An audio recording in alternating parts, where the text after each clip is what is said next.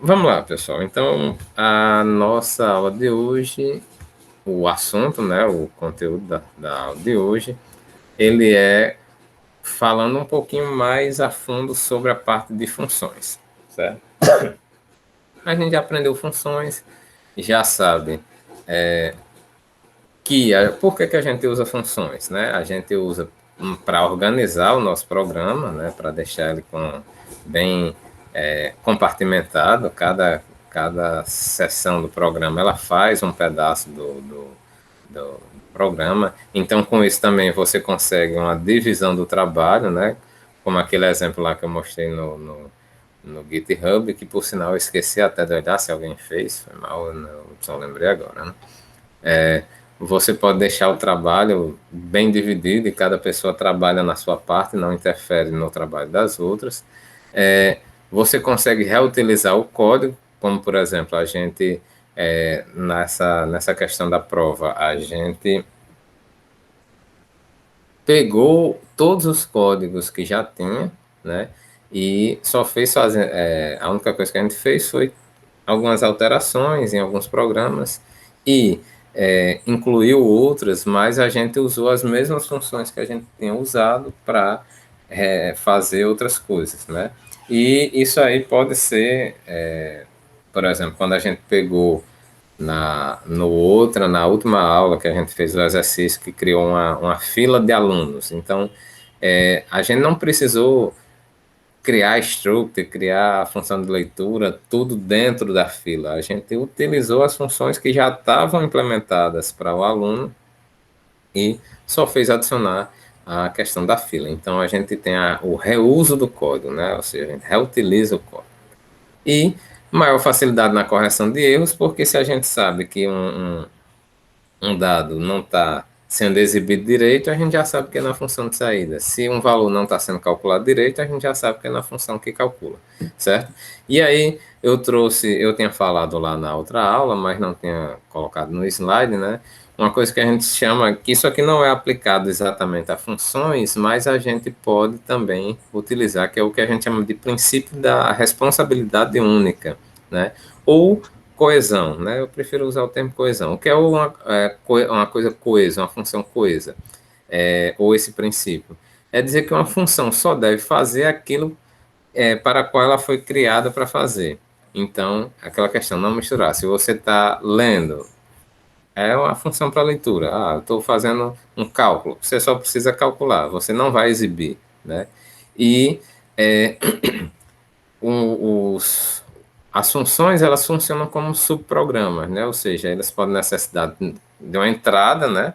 Ou seja, de algum valor que você precisa para fazer o cálculo. Eles podem fazer um processamento e lhe dar ou não uma saída como resultado daquilo que ela calculou, certo? E para fazer essa entrada, o processamento, a saída, a gente usa parâmetros, né? Que são informações, as informações necessárias para a gente executar, certo? E aí, a aula de hoje é mais focada nessa parte dos parâmetros, certo? A primeira coisa, os parâmetros, eles podem servir, dependendo do papel que ele tenha, como três tipos de papel, né? Existem parâmetros que a gente chama que é parâmetros de entrada, né? O que é um parâmetro de entrada? É um parâmetro, como a gente já diz, uma entrada de dados de um programa. Ele serve para quê? Para informar alguma coisa que o programa precisa. Então, um parâmetro de entrada é um parâmetro que ele é repassado para ser usado pela função, né? Uma função calcula o MMC, né, o mínimo múltiplo comum, que a gente usou lá nas frações, né?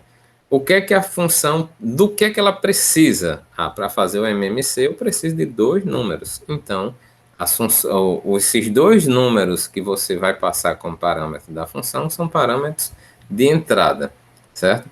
Existem os parâmetros de saída, que é o quê? O parâmetro que é devolvido. Então, por exemplo, calcula uma média de preços. O que é que você devolve quando você calcula uma média de preços?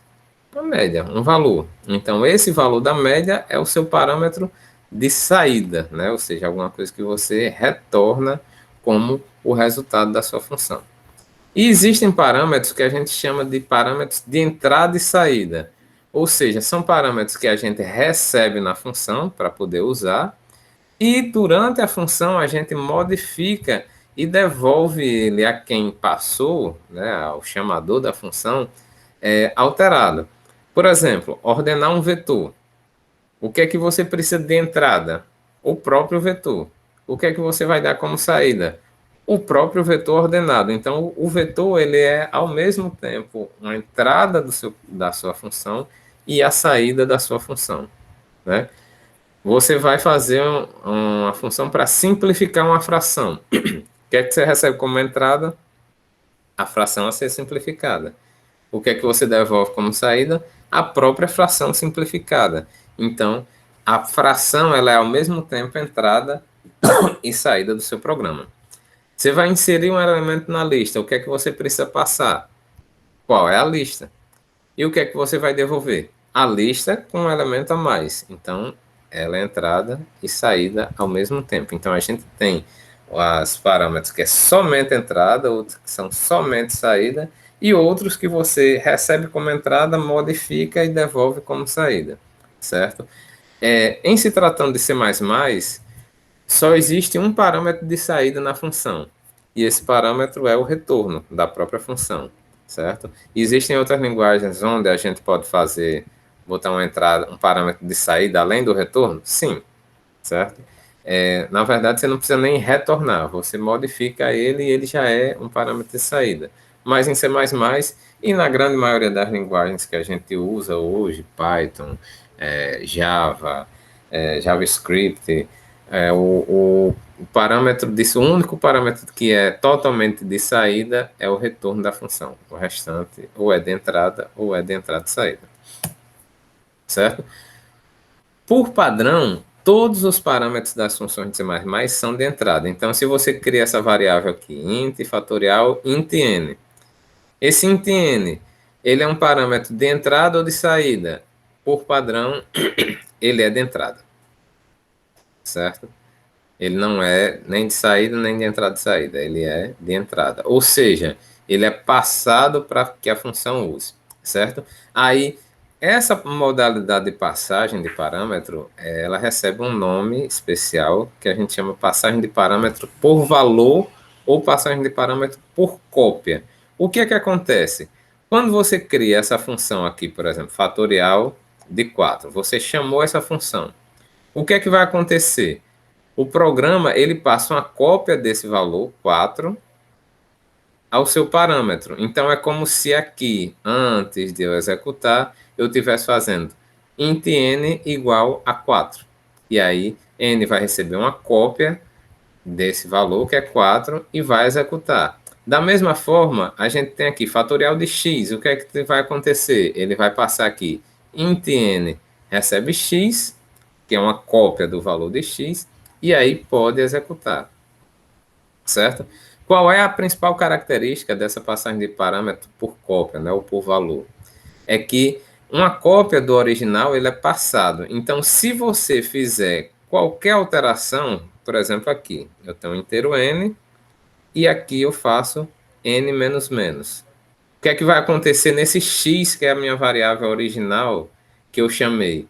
Nada, certo? O x ele não vai ser alterado. Por quê? Porque o que você passa para a sua função é uma cópia daquele valor. Então, se eu passar um inteiro, o que é que eu passo? Uma cópia.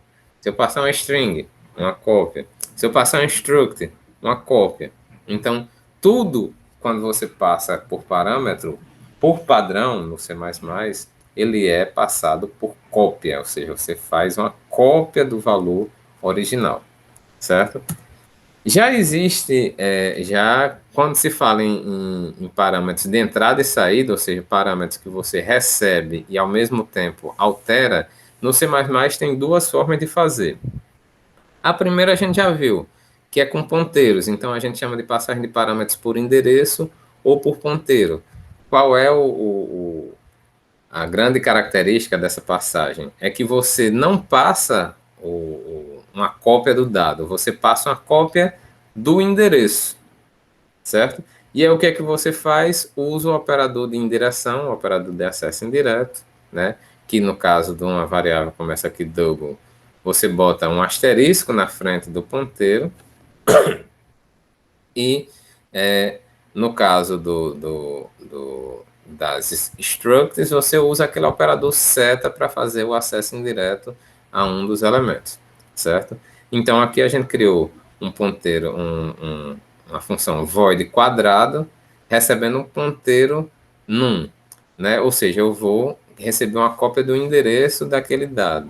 Se eu usar o operador de acesso indireto, né, o operador de indireção asterisco, eu altero o dado original. Então, como aqui eu estou recebendo um ponteiro num, é, o meu número original, ou o meu parâmetro original, ele é alterado. Por quê? Porque a função recebeu o endereço e, através do operador de acesso indireto, ele alterou o dado original usando o asterisco ou a seta. Então, de alguma forma, a gente pode dizer que esse parâmetro aqui num, como ele está sendo passado por ponteiro, ele é um parâmetro de entrada e saída. Por quê?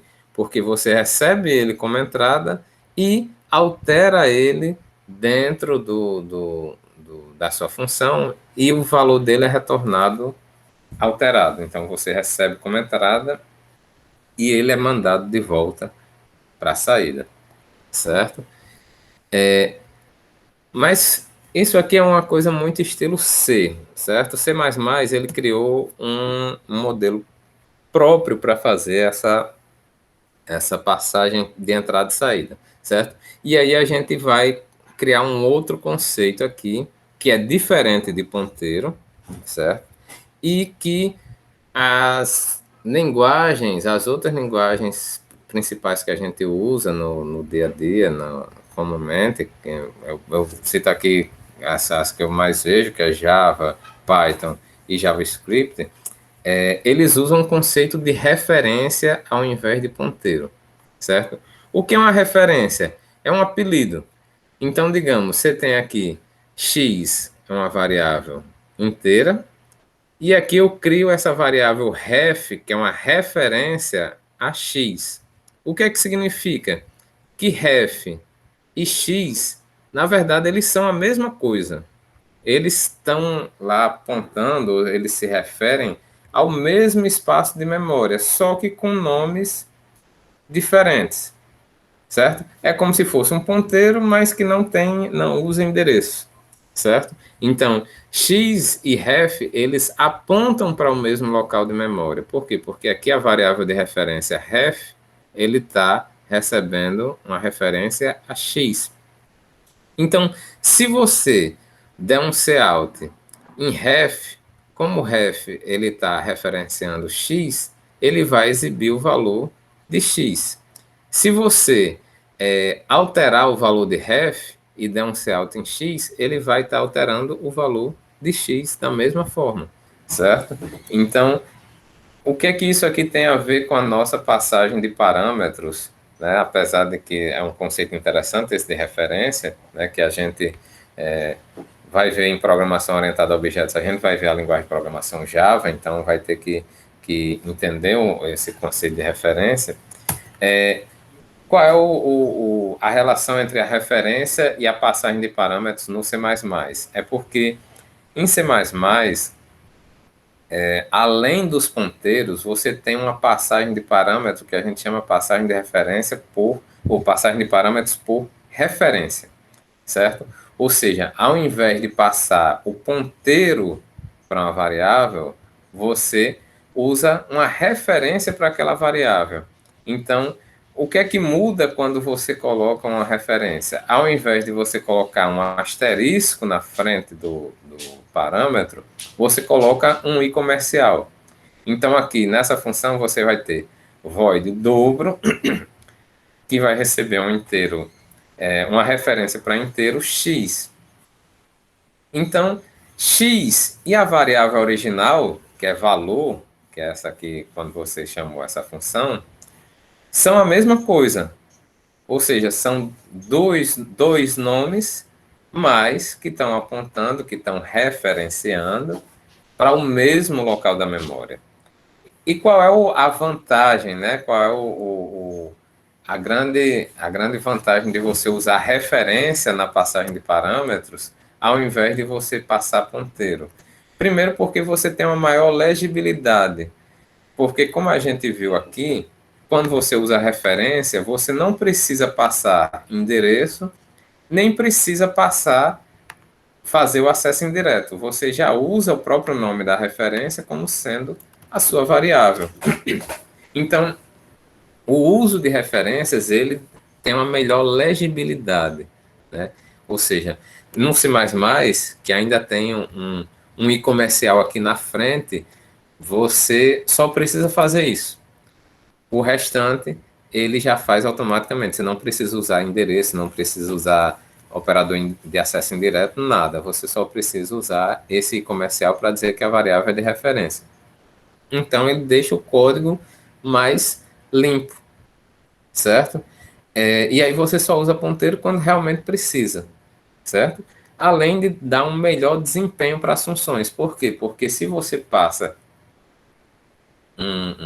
uma cópia do valor, ficar fazendo cópia, você vai ter instruções para copiar o conteúdo para a memória, para a função, retornar o conteúdo, passar um conteúdo, certo? Então, você tem esse problema aí, certo? A única restrição de uma passagem por referência, obviamente, é que como você vai alterar o dado original, você não pode passar uma constante. Dobro de 10. 10 é uma constante. Ela não está na memória, é um valor que vai lá, está lá em algum espaço constante, né? E você não pode alterar isso aqui. Então, na passagem por referência, você não pode usar constantes ou literais de strings nos parâmetros. Você só pode passar outras variáveis, certo? Deixa eu...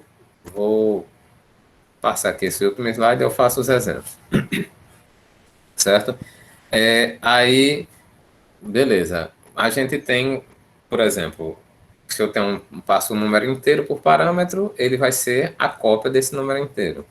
Se eu passo um struct, ele vai ser uma cópia da struct. Se eu passo um ponteiro, ele vai ser uma cópia do endereço. Se eu passo uma referência, ele vai ser uma referência, ou seja, você não tem cópia, você tem um apelido para o mesmo local de memória, né? Então, é diferente. E os vetores? Os vetores, eles são um caso especial, certo? Por quê? Porque você não precisa dizer que, por exemplo, aqui você passa um parâmetro como sendo um vetor e ele vai ser um ponteiro ou vai ser uma referência. Não. O ponteiro, implicitamente, ele já passa a passagem é por endereço, né? Como a gente tem aquela relação entre ponteiros e vetores, certo? Como ele é um endereço, se você quiser, você pode até deixar o colchete aqui vazio, o primeiro colchete, no caso, né? O tamanho vazio. Então, você pode passar double notas, abre e fecha colchete. Qual é o tamanho de notas? Não, não sei. Você pode passar aqui como um outro parâmetro, certo? Mas você não precisa passar necessariamente esse aqui. Então, por padrão, a passagem de parâmetros de vetores é por endereço. Se você quiser, você pode passar ele por referência. Aí, no caso, aqui, exibe alunos. Aí você coloca aluno, aí aqui seria sala de 30. Se você quiser passar a referência para o vetor, você bota o i comercial aqui antes no nome da sala e bota aqui entre parênteses, que se não botar, se eu não me engano, dá um erro de compilação. Certo? Qual a diferença aqui? É que você não passa uma cópia do endereço. Esse vetor sala, ele é o próprio vetor que você faz, que você usa no chamador.